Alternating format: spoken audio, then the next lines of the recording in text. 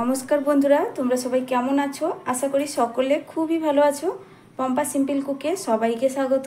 আজকে আমি তোমাদের সঙ্গে খুবই হেলদি এবং টেস্টি একটা জলখাবারের রেসিপি শেয়ার করব, যেটা হাতের কাছে থাকা একদম কম উপকরণ দিয়ে বানিয়েছি। আর গরমে একদম পারফেক্ট একটা রেসিপি। রোজ রোজ তেল মশলাদার খাবার একদমই ভালো লাগে না, তার জন্য আমি একদম নামমাত্র তেল দিয়ে আজকের জলখাবারটা বানাবো বন্ধুরা। তাহলে চলো খুবই সহজভাবে এই জলখাবারটা কীভাবে বানিয়েছি তোমাদের সঙ্গে ঝটপট শেয়ার করি। ভিডিওটা দেখার সময় তোমরা একটা লাইক দিয়ে ভিডিওটা সম্পূর্ণ দেখো বন্ধুরা। আশা করছি তোমাদের খুবই ভালো লাগবে। তাহলে চলো কথা না বাড়িয়ে রেসিপিটা তাড়াতাড়ি শুরু করি। এই রেসিপিটি বানানোর জন্য প্রথমেই দেখো বন্ধুরা, নিয়েছি একটা মিডিয়াম সাইজের বাটির 1 বাটি চাল। তো যেটা আমরা রেগুলার ভাত খাই সেই ভাতের চালটাই এখানে নিয়েছি। এবার চালটাকে ভালো করে পাল্টে পাল্টে আমি 3 বার মতো ধুয়ে নেব। ভালো করেই দেখো বন্ধুরা, আমি জলটা কিন্তু পাল্টে পাল্টে ধুয়ে নিচ্ছি। এই কাজটা কিন্তু অবশ্যই খুব সুন্দর করেই করে নিতে হবে, যতক্ষণ না চালের মধ্যে থেকে এই ঘোলা জলটা পরিষ্কার হয়ে দেখা যাচ্ছে। ভালো করে চালটা ধুয়ে নেওয়ার পর দেখো বন্ধুরা, কিছুটা জল দিয়ে এইভাবে আমি চালটাকে ভিজিয়ে রেখে দেব 3 থেকে 4 ঘন্টার জন্য। এতে চালটা খুব সুন্দর করে ভিজে যাবে। আর তোমরা সকালবেলায় জলখাবারটা বানাতে চাইলে আগের দিন রাতে কিন্তু চালটা ভিজিয়ে রেখে দিতে হবে, তাহলে কিন্তু খুব তাড়াতাড়ি জলখাবারটা বানানো হয়ে যায়। তো দেখা হচ্ছে 4 ঘন্টার পর। তো এবার আমি এখানে একটা আলুর মশলা ঝটপট করে রেডি করে নেব। তার জন্য গ্যাসে একটা প্যান বসিয়ে দিচ্ছি। তো এই ফ্রাইং প্যানের মধ্যে আগে যেহেতু প্যানটা ব্যবহার হয়েছিল, তার জন্য দেখো বন্ধুরা কিছুটা তেল থেকে গেছে। তো এটা কিন্তু 1 টেবিল চামচ মতো হবে, সাদা তেলের মধ্যে আছে। তো আমি এই তেলের মধ্যে দিয়ে দেব 2টো শুকনো লঙ্কা নিয়েছি, 2 টুকরো করে আমি দিয়ে দেব। তো লঙ্কাটাকে প্রথমে হালকা করে একটু ভেজে নেব। দিয়ে দিচ্ছি এবার চা চামচের হাফ চামচ গোটা জিরে, চা চামচের হাফ চামচ কালো সর্ষে, সামান্য একটু গ্রেট করা আদা, একদম অল্প পরিমাণ। চা চামচের এখানে 2 চামচ মতো ছোলার ডাল দিয়ে দিচ্ছি, এতে খেতে ভীষণই ভালো লাগবে। এবার সবগুলো একসঙ্গে ভালো করে মিশিয়ে একটু ভেজে নেব। তো বন্ধুরা, এখানে আমি আদাটা গ্রেট করে দিয়েছি। তোমরা আদা গ্রেট করে কিংবা আদাটা থেতো করে দেওয়ার চেষ্টা করবে। এখানে আদা একটু দানা ভাব থাকলে খেতে খুবই ভালো লাগবে। এবার এর মধ্যে দিয়ে দিচ্ছি কিছুটা পরিমাণ কারি পাতা। কারি পাতাটাও এগুলোর সঙ্গে আমি খুব ভালো করে ভেজে নেব। কারি পাতাটা ভালো করে ভেজে নেওয়ার পর দিয়ে দিচ্ছি একটা বড় সাইজের কুচনো পেঁয়াজ। পেঁয়াজটাকেও এদের সঙ্গে হালকা একটু নাড়াচাড়া করে ভেজে নেব। পেঁয়াজটাও হালকা ভাজা হয়ে গেছে। এবার এর মধ্যে দেখো বন্ধুরা, আমি 2টো মিডিয়াম সাইজের আলু এইভাবে ছোট ছোট ডুমো ডুমো করে কেটে সেদ্ধ করে নিয়েছিলাম। এবার আলুটাকে আমি এর মধ্যে দিয়ে দিচ্ছি। একদম কম তেলে এই আলু মশলাটা রেডি করা হয়ে যায় বন্ধুরা। তোমরা চাইলে এর থেকে আরও কম তেল দিতে পারো।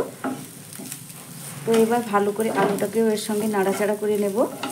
তারপরে দিয়ে দিচ্ছি স্বাদ মতো লবণ। তো আলুটা সেদ্ধ করার সময় আমি এখানে লবণ সামান্য একটু দিয়েছিলাম, সেই বুঝেই কিন্তু এখানে লবণটা দিলাম। সামান্য একটু হলুদের গুঁড়ো, ঝালের জন্য সামান্য একটু চিলি ফ্লেক্স ব্যবহার করছি বন্ধুরা। তোমরা চাইলে এখানে কাঁচা লঙ্কাও ব্যবহার করতে পারো। এবার ভালো করে মিশিয়ে নেব আর আলুটাকে একটু এই খুন্তির সাহায্যে ম্যাশ করে দেব, এতে খেতে খুবই ভালো লাগবে। তোমরা চাইলে আলুটা সেদ্ধ করার পর হাতের সাহায্যে একটু ম্যাশ করে নিতে পারো। তো আমি এই খুন্তি দিয়েই হালকাভাবে একটু ম্যাশ করে নিচ্ছি। তো আলু মশলাটা এখানে কত সুন্দর এবং ঝটপটভাবে তৈরি হয়ে গেল। এবার এটাকে একটা পাত্রের মধ্যে আমি তুলে নিচ্ছি। এবার এখানে ঝটপট একটা চাটনি বানিয়ে নিব। তার জন্য একটা ছোট চামচের 1 চামচ দিয়ে দিচ্ছি তেল, একদম অল্প পরিমাণ তেল, দেখেই বুঝতে পারছো বন্ধুরা। তেলের মধ্যে দিয়ে দিচ্ছি 2টো শুকনো লঙ্কা, চা চামচের হাফ চামচ গোটা জিরে, 3 কোয়া রসুন, একটা মিডিয়াম সাইজের কুচনো পেঁয়াজ। পেঁয়াজটাকে একটু বড় বড় করেই কেটে নিয়েছি। আর নিয়েছি 2টো টমেটো। এগুলো সব কিছু মিশিয়ে আমি 1 মিনিট মতো একটু নাড়াচাড়া করে এগুলোকে ভেজে নেব। খুব বেশি ভাজার প্রয়োজন নেই। দেখো বন্ধুরা, এগুলো কিন্তু সব হালকা করে ভাজা হয়ে গেছে। এবার গ্যাসের ফ্লেমটা আমি বন্ধ করে দিলাম। তারপর একটা মিক্সিং জারের মধ্যে এগুলোকে নিয়ে তার হালকা একটু ঠান্ডা করে এটাকে সুন্দর একটা পেস্ট বানিয়ে আনবো।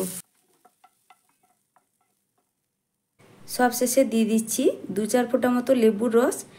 এতে বন্ধুরা চটপটা টেস্ট আসবে, খেতে খুবই ভালো লাগবে। তো তোমরা যদি না চাও একটু চটপটা খেতে, তাহলে কিন্তু এইভাবেই একটা পেস্ট বানিয়ে আনবে। তো বন্ধুরা, 4 ঘন্টার পর আমি এবার তোমাদের দেখাচ্ছি। চালটা কিন্তু খুব সুন্দর করেই ভিজে গেছে। আমি এবার চালটাকে একটা মিক্সিং জারের মধ্যে দিয়ে খুব সুন্দর করে একটা পেস্ট বানিয়ে আনবো। চালটা এবার মিক্সিং জারের মধ্যে দিয়ে দিচ্ছি। এবার চালের মধ্যে অল্প একটু জল দিয়ে চালটাকে খুব সুন্দর করে পেস্ট করে আনবো। খুব বেশি জল একসঙ্গে দিয়ে দিলে বন্ধুরা এই পেস্টটা কিন্তু খুব ভালোভাবে হবে না, তার জন্য প্রথমে অল্প করে জল দিয়ে চালটাকে একদম মিহি পেস্ট বানাতে হবে। তো চালটা খুব ভালো করেই পেস্ট করা হয়ে গেছে। এবার একটা পাত্রের মধ্যে আমি ঢেলে নিচ্ছি। তো বন্ধুরা আমি কিন্তু চালটা বাটার সময় খুবই ঘন মনে হচ্ছিল, তার জন্য সামান্য আরও কিছুটা জল এখানে ব্যবহার করেছি। তো চালটা বাটতে যতটুকু পরিমাণ জলের প্রয়োজন ঠিক ততটুকু পরিমাণ কিন্তু আমি দিয়েছি, খুব বেশি এখানে পাতলা করে চালটা বাটিনি। তোমরা দেখে নিশ্চয়ই বুঝতে পারছো। তো এবার আমি এখানে কিন্তু অল্প অল্প করে জল মিশাতে থাকবো আর এটাকে একদম পাতলা একটা ব্যাটার রেডি করে নেব। আর এই ব্যাটারটা কিন্তু একদম পাতলা জলের মতো করে রেডি করতে হবে, তবে গিয়ে কিন্তু রেসিপিটা একদম পারফেক্ট হবে। মিক্সিং জারটা ধুয়ে অল্প অল্প করে জল দিয়ে আমি মিশাতে থাকছি। এখানে কোনো নির্দিষ্ট মাপ বলছি না বন্ধুরা জলের, তোমরা কিন্তু জলটা একটু দেখে বুঝে দিবে। তো ব্যাটারের ঘনত্বটা কেমন হবে সেটাও আমি তোমাদের দেখিয়ে দেবো। তো বন্ধুরা ভালো করেই দেখো আমি মিশিয়ে নিয়েছি আর ব্যাটারের ঘনত্বটা দেখো একদম কিন্তু পাতলা, ঠিক এইভাবে কিন্তু পাতলা করে ব্যাটারটা রেডি করতে হবে। এবার সবশেষে আমি দিয়ে দিচ্ছি স্বাদ মতো এখানে লবণটা দিয়ে ভালো করে মিশিয়ে নেওয়াতে ব্যাটারটা একদমই রেডি হয়ে গেছে। একদম পাতলা একটা পারফেক্ট ব্যাটার আমি রেডি করে ফেলেছি। এখানে কিন্তু আর কিছুই লাগছে না, আর কোনো রকম রেস্টে রাখারও প্রয়োজন নেই বন্ধুরা। এবার চলো আমি তোমাদের বানিয়ে দেখাই। তারপরে আবারও ফ্রাইং প্যানটা পরিষ্কার করে ধুয়ে আমি বসিয়ে দিয়েছি গ্যাসের মধ্যে। তো এবার প্যানটা গরম হয়ে গেছে, আমি দিয়ে দিচ্ছি দেখো বন্ধুরা 2-3 ফোঁটার মতো তেল। খুব বেশি তেল আমি দিচ্ছি না, একদম নামমাত্র তেল দিলাম। তেলটা দেওয়ার পর ভালো করে ব্রাশ দিয়ে আমি চারদিকে এইভাবে লাগিয়ে দেব। দেখো বন্ধুরা প্যানটা কিন্তু খুব ভালো করেই গরম হয়ে গেছে। এবার প্যানটা যখন খুব ভালো করে গরম হয়ে যাবে তখনই ধোসার ব্যাটারটা এর মধ্যে দিয়ে দিতে হবে। এইভাবে দিয়ে আমি চারিদিকে একটু ছড়িয়ে দিচ্ছি। গ্যাসের ফ্লেমটা এইভাবে বাড়িয়ে রেখে ধোসার ব্যাটারটা এর মধ্যে দিলে এইভাবে দেখো বন্ধুরা অসংখ্য জালিদার তৈরি হবে। ভীষণই ভালো লাগবে দেখতে আর খেতেও কিন্তু দারুণ লাগবে। গ্যাসের ফ্লেমটা কিন্তু কোনো রকমে কমানো যাবে না, আর হতে কিন্তু খুব বেশি সময় লাগে না। তো দেখো তোমাদের সঙ্গে কথা বলতে বলতে উপরের দিকটা শুকনো ভাব হয়ে গেছে। এটা কিন্তু তুলতে কোনো রকম সমস্যা হয় না, খুবই সহজভাবে কিন্তু উঠে আসে। দেখো বন্ধুরা দেখে নিশ্চয়ই বুঝতে পারছো কতটা পারফেক্টভাবে আমার রেডি হয়ে গেছে। আমি এবার এটাকে তুলে নিচ্ছি। আর প্রথমবার তেল লাগানো হয়েছে, এরপরে কিন্তু আমি কোনো রকম তেল ব্যবহার করব না। তো তেল ছাড়া খুব সুন্দর করেই দেখো বাকি ধোসাগুলো আমার রেডি হয়ে যাবে। তবে গ্যাসের ফ্লেমটা কিন্তু বাড়িয়ে রেখেছি আমি। আবারও দেখো খুব সুন্দরভাবে কিন্তু আমার একটা রেডি হয়ে গেল। তো বন্ধুরা তোমরা যদি লোহার তাওয়াতে বা কড়াইতে করো বা যে কোনো কড়াইতে করো তাহলে কিন্তু প্রত্যেকবারে সামান্য একটু করে তেল লাগিয়ে দিবে, তাতে কিন্তু তুলতে খুবই সুবিধা হবে। তো যেহেতু আমি এখানে ননস্টিক প্যানে করছি সেই জন্য একবার 2 ফোঁটা তেল দেওয়ার পর আর কিন্তু এখানে আমি কোনো রকম তেলের ব্যবহার করছি না। তো এটাও কিন্তু খুব সুন্দর করে রেডি হয়ে গেছে, আমি এটাকেও তুলে নিলাম। একইভাবে সব কটা আগে বানিয়ে নেব, তারপরেই ফিরে আসছি। তো বন্ধুরা দেখো খুব সুন্দর করেই আমার রেডি হয়ে গেছে, আর এগুলো দেখতে কতটা লোভনীয় লাগছে।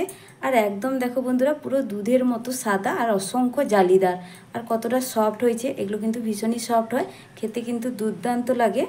প্রত্যেকটা কিন্তু খুব সুন্দরভাবেই আমার রেডি হয়েছে, তোমরা দেখে নিশ্চয়ই বুঝতে পারছো কত জালিদার। আর সব থেকে সুন্দর হয়েছে কি সুন্দর কালারটা এসছে দেখো বন্ধুরা। এবার এক একটা করে আমি থালার মধ্যে সাজিয়ে নিচ্ছি, এতে দেখতে আরও ভীষণ ভালো লাগবে।